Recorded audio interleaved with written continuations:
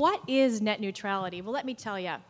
If you have a house full of teenagers like we do, and they're all playing video games, making videos, uploading them at the same time, and I just want to stream the next episode of Sherlock, and it's buffering every 5 minutes, I know about internet neutrality.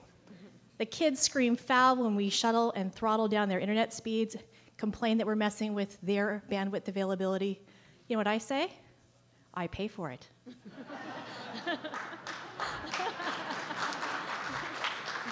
Well, that's the issue on a national scale, isn't it? People fear being throttled. Also, they have very little choice and access. What else can my kids do, right? There's one wire into that house. Not at work so much, right? We have more choice at work, but we're talking about America's entertainment channel these days, the internet. And content providers fear having to pay that channel to have access to the market.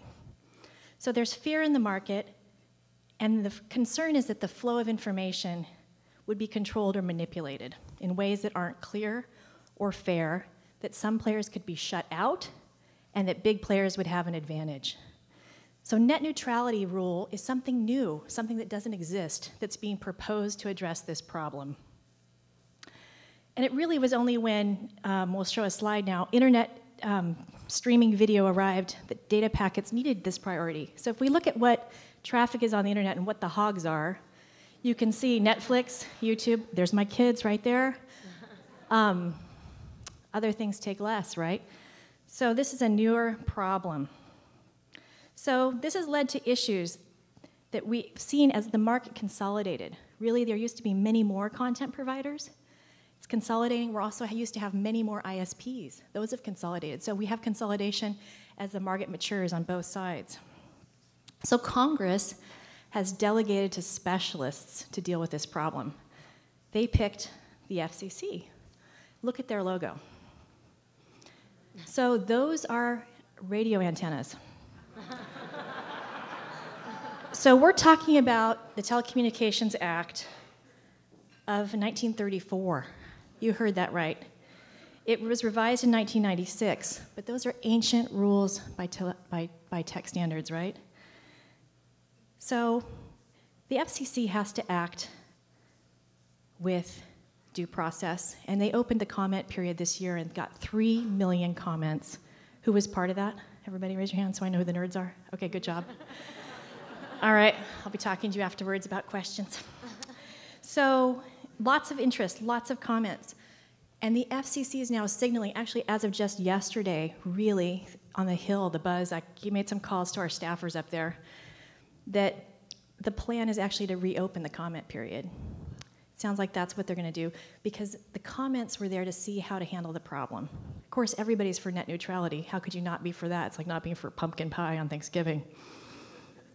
But reclassifying the network as Title II, under Title II of the Telecom Act, as a telecommunication service versus how it's been classified before is a hard hurdle to clear. And that's what it looks like they're trying to do. Now, that's not what our trade association advocated for. We advocated for a simple, easy solution that, of course, no one could support. I spent 2 years traveling to DC to find out that, common sense doesn't work in Washington. I know you're shocked. But we'll get there. And it really made me think, if this proposed plan moves forward and we have 4 more years of really lack of clarity, it would be a total of 8 years of chaos around the issue of net neutrality. So who does that benefit? Isn't that interesting? Sometimes uncertainty benefits people, sometimes it hurts them. And there's a lot of elbowing for power around this issue. The FTC has also said they can come in and rule on antitrust. But if actually internet is classified as telecommunications, the FCC is out of the game. So it's to FCC's benefit to do so. There's a whole bunch to understand here. You can read quite a few editorials in the New York Times and love John Oliver and still not get to the bottom of this. And how it's all going to play out is still really disconcerting. My personal concern is that the rulemaking is 2 things. It's a backlash against ISPs. Locally, we don't have as many problems. We're really blessed with diversity, especially in the business market. But nationally, people have a contentious relationship with their ISP. They love to hate them. In fact, a recent poll showed they ranked lower in customer satisfaction than the airlines and the Postal Service, at the bottom of the list. So ideally, Congress would take matters into its hands, and I want to show you what's going to happen in the meantime, which is that tech entrepreneurs are going to find ways around the problem. This is a crazy idea. It might work. It's from Google. Those are balloons. It's called the Loon Project. Instead of using wires, we do it that way.